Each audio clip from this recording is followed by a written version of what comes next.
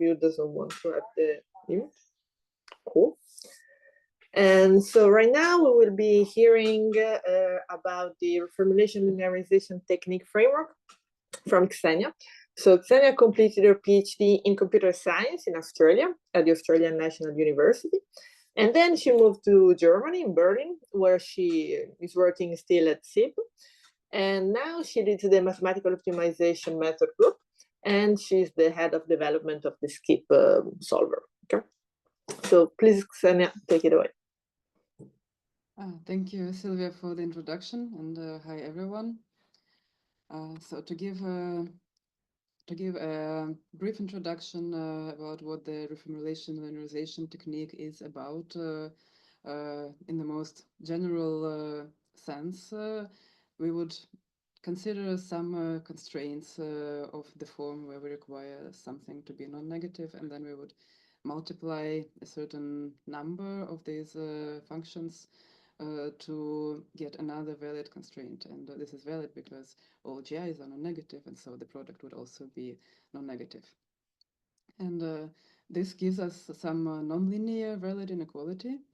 And then comes the linearization step, when we would apply valid substitutions wherever it is possible through some properties of binary variables, or if some monomial terms exist already in the problem, then they can be substituted with some variable that they are linked to through an equation, and so on. And when such substitutions are not possible, linear relaxations would be applied so that to obtain a linear cut.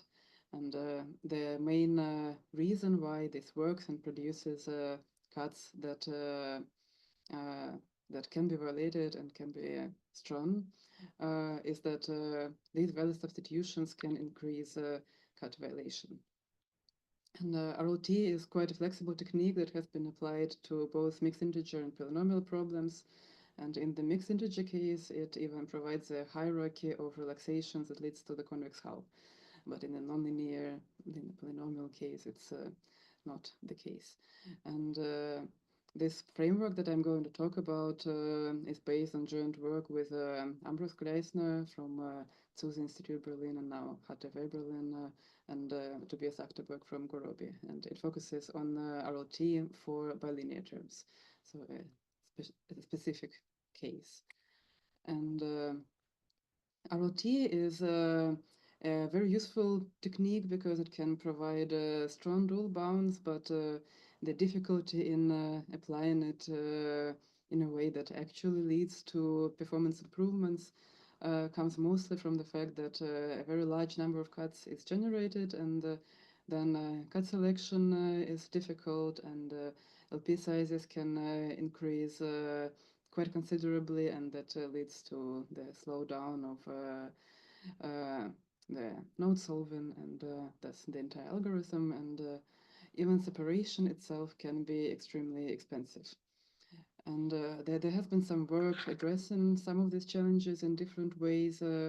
So work by Shirali and not sure how to pronounce the name correctly, but Tankbilek from 97 proposed a method for filtering RLT cuts for polynomial problems.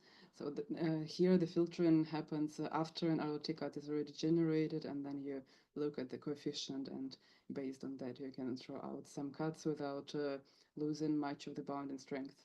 And then Liberty has proposed a compact linearization for binary quadratic problems, and also in the same direction Malek has proposed an inductive linearization approach for again binary quadratic programs, but now with arbitrary linear constraints. And these approaches are static in the sense that they build a linearization with some nice properties, but they stop at that, so they do not add cuts. And then maybe sometimes these formulations can also be improved by also adding cuts dynamically, because even if they capture the problem correctly, it does not necessarily mean that the relaxation, that the continuous relaxation is going to be strong, as strong as possible. As strong as possible is quite rare in a way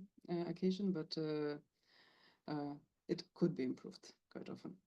And now to move on to the kind of problems that we have been considering. So these are mixed integer programs that have some general linear constraints and some general nonlinear constraints, but in particular, they should have some binary products, binary product relations, and here we also have some bounds on the variables, and some of the variables are required to be binary.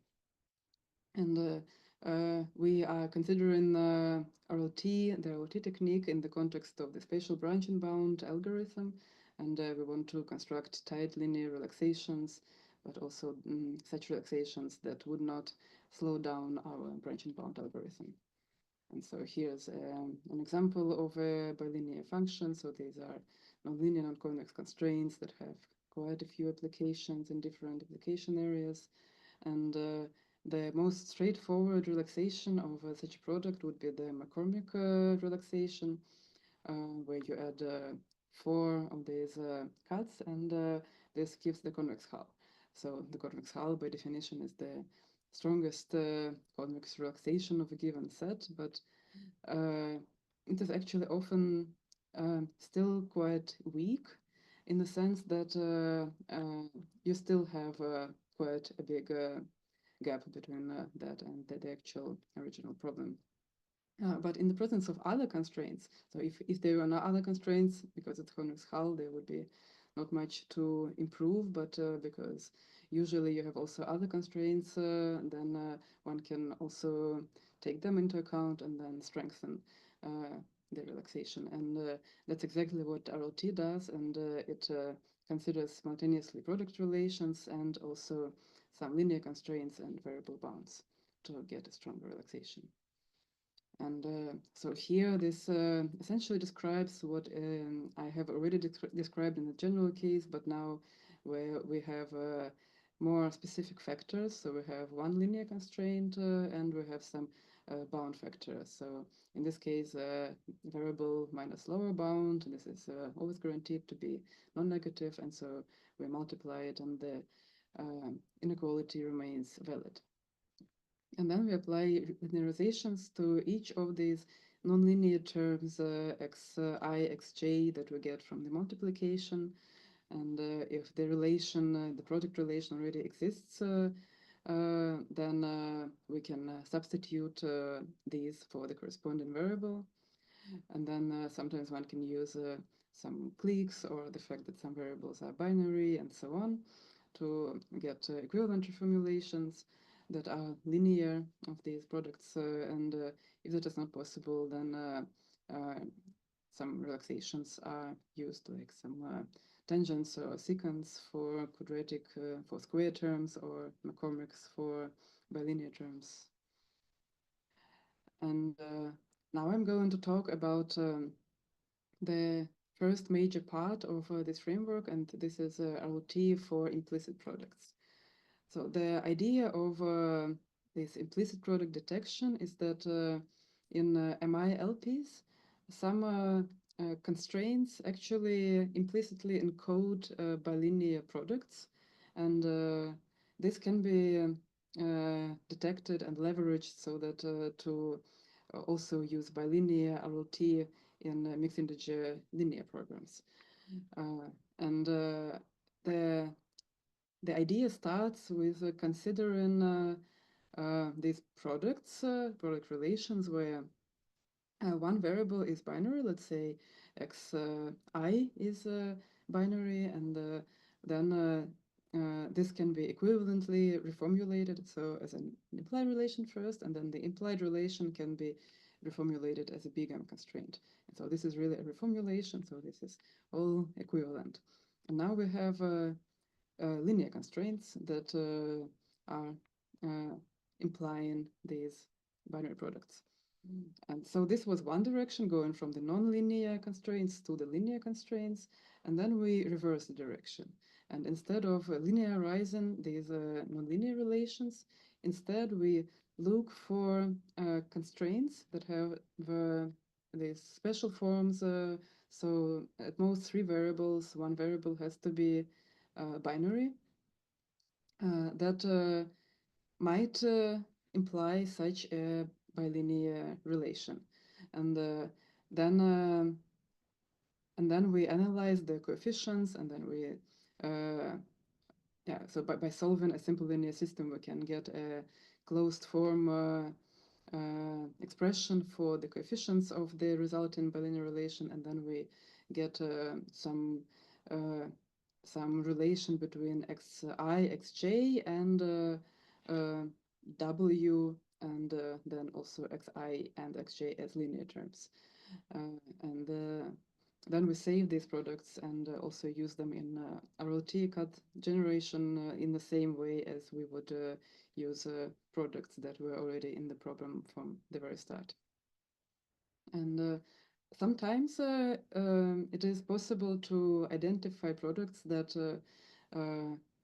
will always be redundant with respect to the constraints that they were derived for and the variable bounds. And so we would want to do this early and then exclude these products from the separation algorithm, so that to reduce the effort and also potentially to reduce the number of cuts that we add.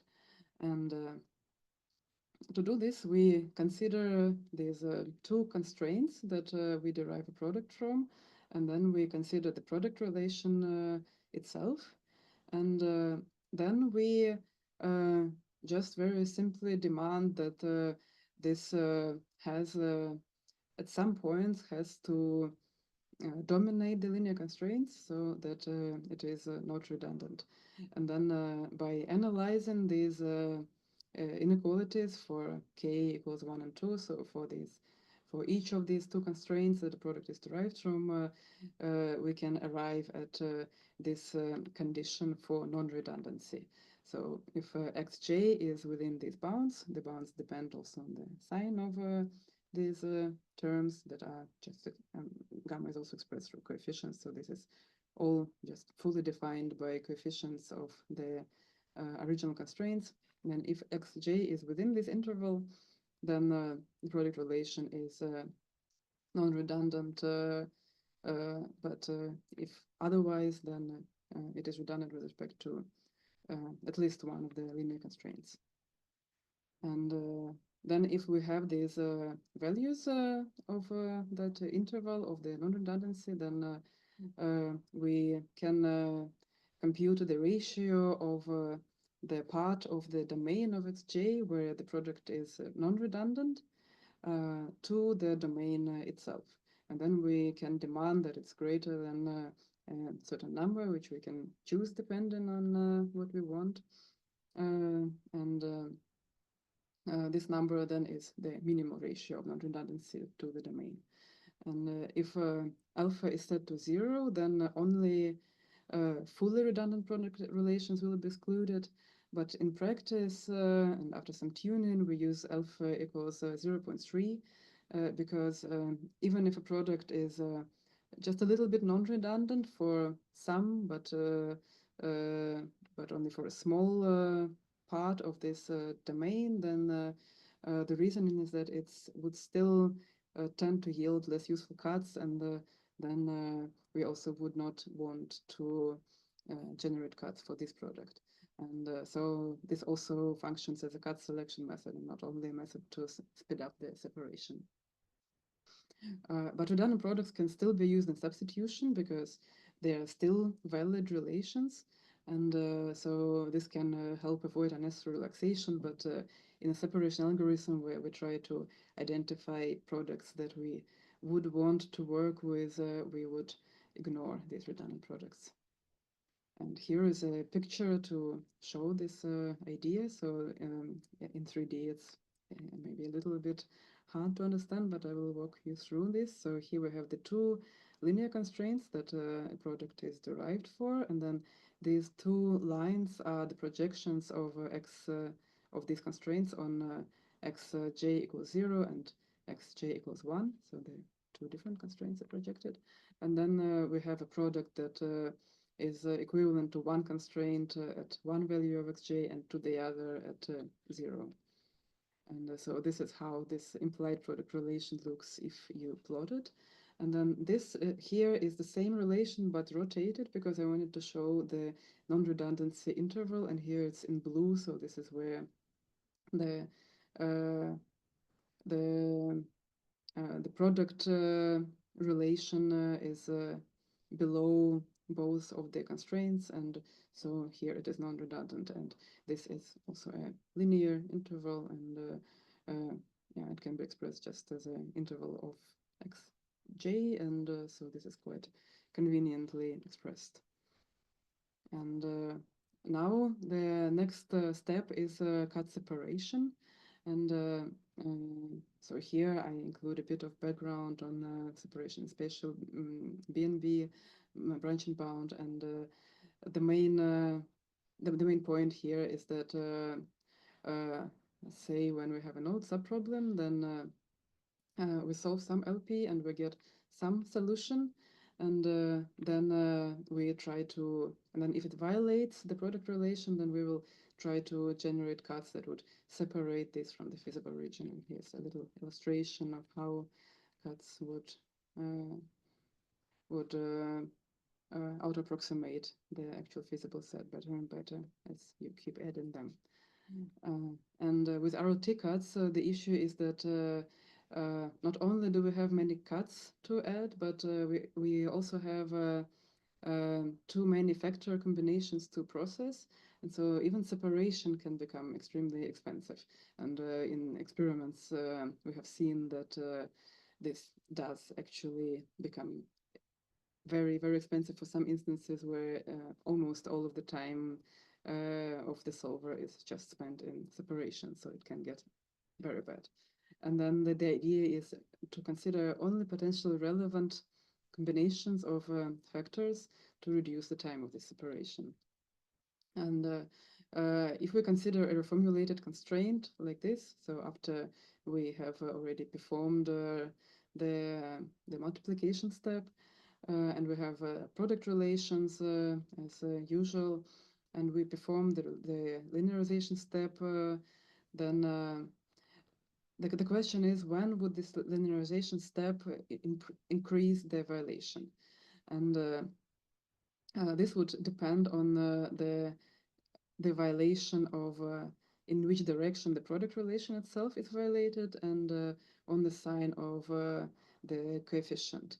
And so this term, then in the end, this term that we replace with should be greater than the term that we replaced, because then in this case of the less than or equal sign of the inequality, then the left-hand side would become greater, and so the violation will become greater, or the slack will become less.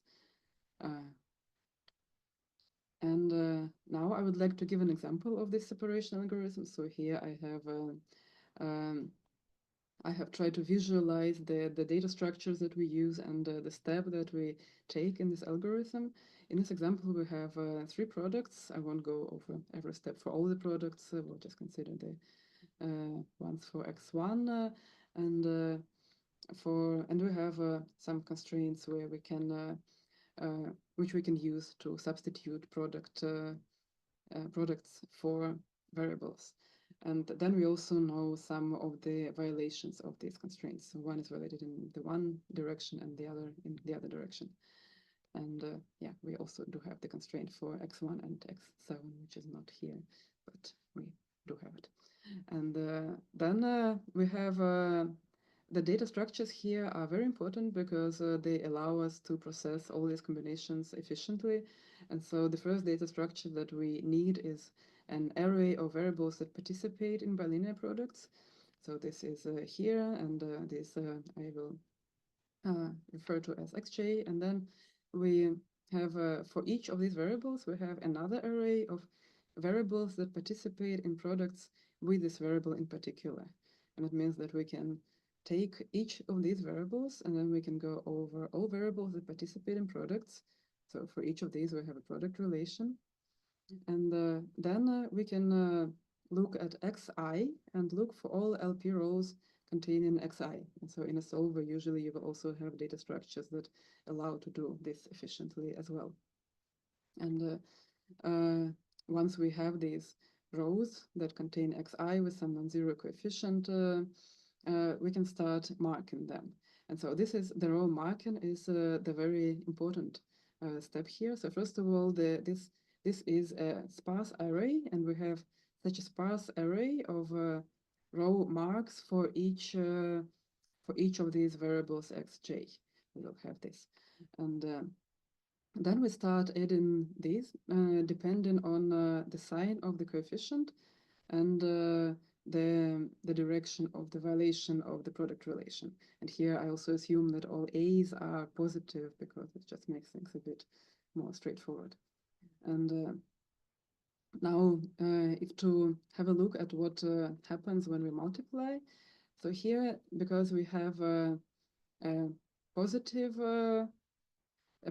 coefficient, and then we have a violation in this positive direction, then we add the mark LE.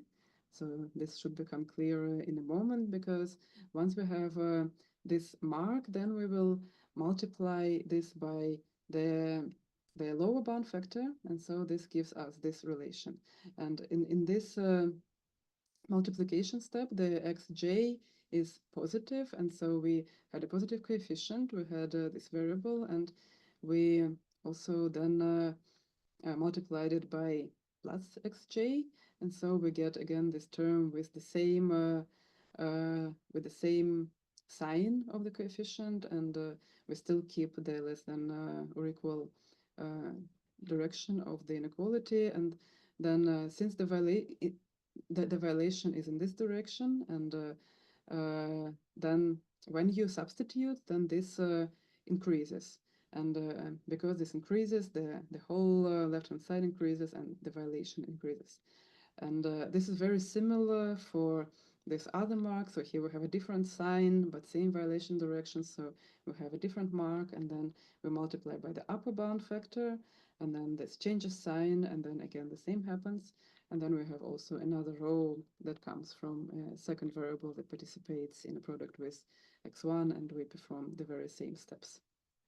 And then the algorithm would do this for all the variables. So for each of these variables, we go over variables in the product, we consider the rows, and we add row marks. For each variable, we have the row marks, and then we multiply by factors of xj and get ROT cuts. And this ensures that we do not construct ROT cuts in this procedure that we can already tell in advance will not be violated. And so this slide here explains this algorithm in more general terms, but I will not go into the details because this essentially repeats what I have already described using that example in the previous slide. And now to show how this works in practice. So this presents experiments with Skip, a development version of Skip. The time limit was 1 hour, and we ran it both on some MINLP and MILP instances, and we chose instances where bilinear products exist, either explicit or implicit. And we ran the ROT separation in the root node, but then also every 10 nodes in the tree. And also Gorobi, in Gorobi, similar experiments have been performed, although without some of the newer features that have been added later. And but otherwise, the basic algorithm is the same, but the implementation is somewhat different, and results are consistent but not directly comparable. So for MILPs, so these are quite a few numbers. I will show some of the highlights here. This compares the settings with ROT cuts disabled and then ROT cuts added for explicit and implicit products, but in the linear case, we only have implicit products. And here for all instances, the time does not improve. Actually, it becomes a little bit worse when we add ROT cuts, but the number of solved instances increases. And also, if we look at the instances where the solver took more time, at least for one setting, then we can see that the time actually then starts decreasing when you add ROT cuts, and for this subset we even have quite a large improvement of almost 30%. And to be more precise about these sets, x time limit means that the solver took at least x time for one setting, and it solved the model, the instance with at least one setting. Then for MINLP instances, we have a very clear improvement when we add cuts for already existing products, but the picture is not as clear when we, or not as nice when we look at how cuts for just explicit products compared with adding cuts also for implicit products. We get some decrease in nodes, but and a small decrease in solved instances, but the time gets slower everywhere for some reason. This is a somewhat unexpected result, because one would think that these cuts are so nice, then the more we add, the better, but somehow the implicit product cuts are not quite as useful. And then the separation algorithm is probably where we have the most impressive results, because this makes a big difference in really how practical this algorithm is in practice, and this reduces the time by quite a lot. And also I have another comparison where we see how much the ratio of the time taken by separation decreases, which I have not included in these slides, but this makes a big difference. And then redundancy filtering is a somewhat newer addition, and this helps on linear instances, but is not quite as helpful on nonlinear instances. And then recently we have also discovered that these ROT cuts are also useful for pseudoboolean problems. So in pseudoboolean problems we can have some basically polynomials expressed in terms of some binary variables that give us our constraints, and quite often these are also formulated as end terms. So in Skip we had to extend the implementation to also extract products from end constraints in Skip, so that to enable ROT also for these terms. And ROT was quite helpful on some instances in pseudoboolean test sets, but the number of affected instances is small. But where ROT does something, it helps quite a lot. And this feature has become part of the version of Skip that took first and second places in a few different categories in the recent pseudoboolean competition. So that was a nice result, and this was part of it also, together with multiple other features.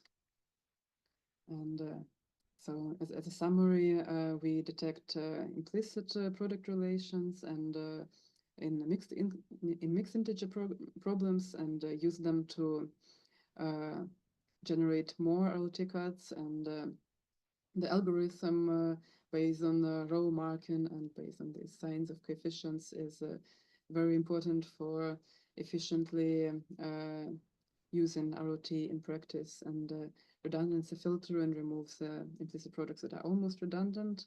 And here is a small summary of the results, the computational results, and also the newest nice observation that ROT is also quite helpful on pseudoboolean instances. And that concludes my talk. Thank you.